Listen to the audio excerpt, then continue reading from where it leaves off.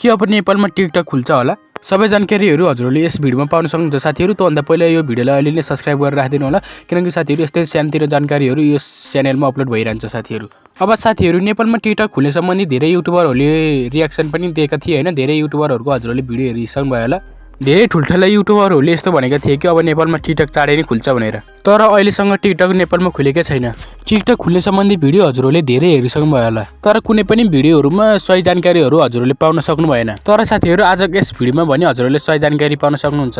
साथीहरू नेपालमा टिकटक नखुले पनि धेरै साथीहरूले VPN को माध्यमबाट टिकटकको प्रयोग गरिरहेका छन्। अब साथीहरू VPN चलाउन कतिको सेफ छ भन्ने कुरो हजुरहरूलाई थाहा छँदैछ होला। यदि थाहा छैन भने पनि साथीहरू VPNहरू सबै एउटै हुँदैन हैन। हामीले राम्रो र सेफ VPNलाई युज गर्नुपर्छ, VPN युज गर्नै परे पनि। त्यसकारण साथीहरू यो कुरामा अलि बढी ध्यान दिनु होला। अब साथीहरू कुरा है नेपालमा टिकटक खुल्ने सम्बन्धी। साथीहरू अब नेपालमा टिकटक खुल्छ वा खुल्दैन भन्ने निर्णय पक्का छैन, किनकि साथीहरू नेपालमा टिकटक खुल्न पनि सक्छ अथवा नखुल्न पनि सक्छ।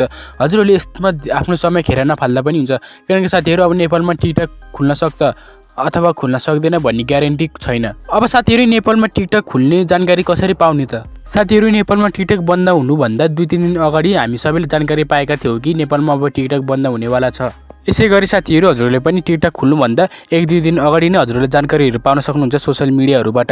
र साथीहरू यो च्यानललाई सब्स्क्राइब गरिदिनु भयो भने यो च्यानलमा पनि यस्तै जानकारीहरू प्राप्त गर्न सक्नुहुन्छ। त्यसकारण साथीहरू यो च्यानललाई अहिले नै सब्स्क्राइब गरेर राखिदिनु होला। र साथीहरू आजको भिडियोमा यति नै, भेटौँ न अन्य भिडियोमा। त्यति बेलासम्मको लागि बाई।